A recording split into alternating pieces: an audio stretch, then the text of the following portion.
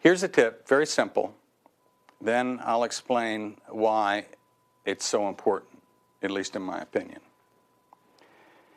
In a change process of any kind, if it's significant, you have to, in the words of somebody a long time ago, win over the hearts and the minds of people. And I wonder sometimes if we would simply let that little phrase ring in our heads all the time, win over hearts and minds, win over hearts and minds, if that little change in what's going on in our brains wouldn't make a huge difference in how we deal with people during a change process and the results we get. Now let me back up. When we studied successful change projects of any kind again, reorganizations, cultural change, new strategy implementations, doesn't matter what the content is. What we found is that small percentage that were particularly effective, they really did work much more than average, not just on trying to get people to think differently, which in turn would change their behavior, but to get people to feel differently, which in turn would change their behavior. In a typical change effort that I've seen over the years, if you could somehow do an analysis on those dimensions, the effort to change thinking, the effort to change feeling, I wouldn't be surprised if on average you found it was 90-10 or at best 80-20, with the 90 and the 80 being on the think part. I once did an analysis in response to a interviewer about MBA programs, and the one that I know the best, and it's even more frightening. About 95% of the program is a work on the mind, change your thinking, and maybe 5% is on a work on the feelings to change your behavior.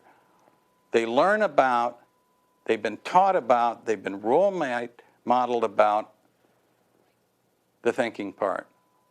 And more, of course, that's what's coming into our organizations, people trained that way. So what? If you go back and study the way the brain has been constructed, if you talk to neurologists, what they tell you is that for whatever reasons, historically, you've got two pieces, this more emotional piece and this thinking piece.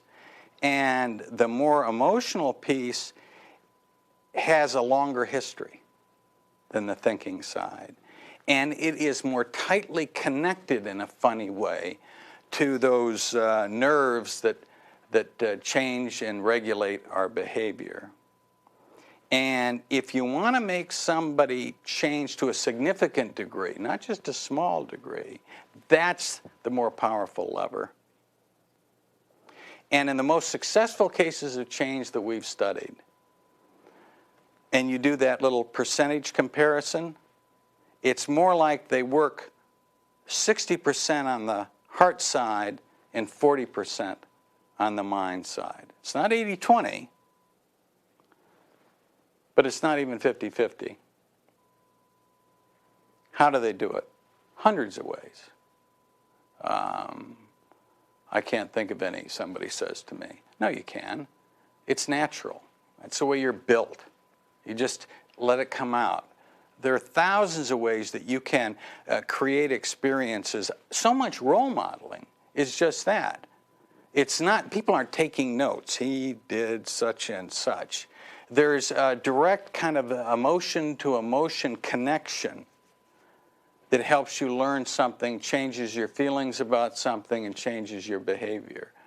There are hundreds of ways that you can create experiences, that you can feed even data in a way that doesn't just hit the thinking part, but the feeling part. Get the behavior change, make the overall change process work. Go back to the tip. In your little brain, the more that you can have that voice reminding you, you got to win over the hearts and minds, the better it'll work out.